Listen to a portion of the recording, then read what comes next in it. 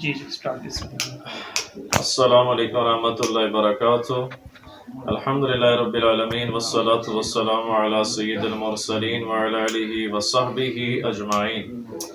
میں میرے محترم بھائیوں، میرے دوستوں، میرے عزیزوں، اس وقت حضرت علامہ مولانا عطا اللہ بندیالی صاحب حافظہ اللہ تعالی، جو کہ ہمارے بڑے ہیں، ہمارے عالم دین ہیں، بزرگ ہیں، ان کی زیارت کے لیے آیا ہوں۔ اللہ کے فضل سے گجرا والا میں، ویسے تو سرگودا جانا تھا، تو سیکھنے کی نیت سے آیا ہوں، زیارت کی نیت سے آیا ہوں۔ اور ماشاء اللہ تعالیٰ جو ان کا یہ بیان ہے صحابہ رضی اللہ تعالی عنہم اجمعین کے اوپر کہ وَكُلًّا وَعَدَ اللَّهُ الْحُسْنَى، تو میں بہت امپریس ہوا اور میری اللہ کے فضل سے اصلاح ہوئی، اللہ کے فضل سے۔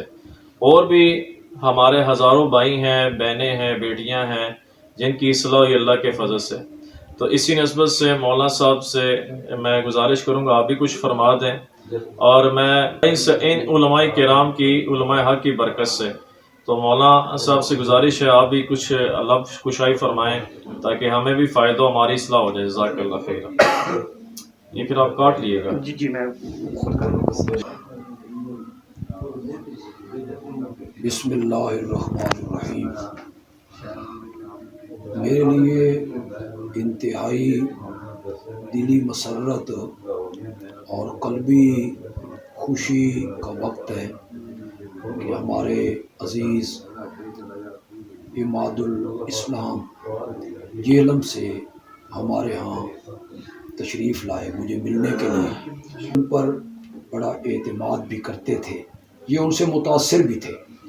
پھر انہوں نے علماء کی کچھ تقریریں سنی، جن میں ایک تقریر میری تھی جو میں تقریباً ہر محفل میں کُلًّا وعد اللہ الحسنى اس پر گفتگو کیا کرتا تھا۔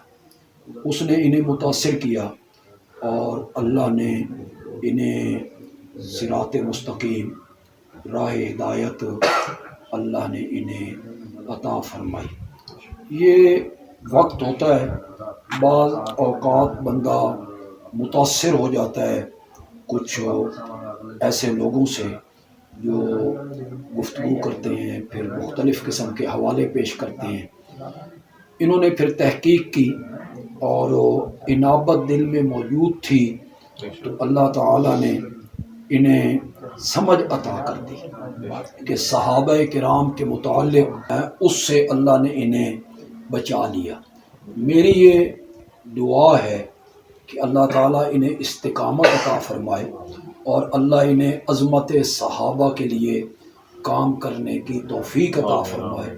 ہم سب کی دلی خواہش ہے کہ ہم قیامت کے دن اٹھیں تو حوض کوثر پر ہمیں صحابہ کرام کے ہاتھوں سے جام کوثر ملے اور وہ ہمیں اپنے گلے سے لگائیں۔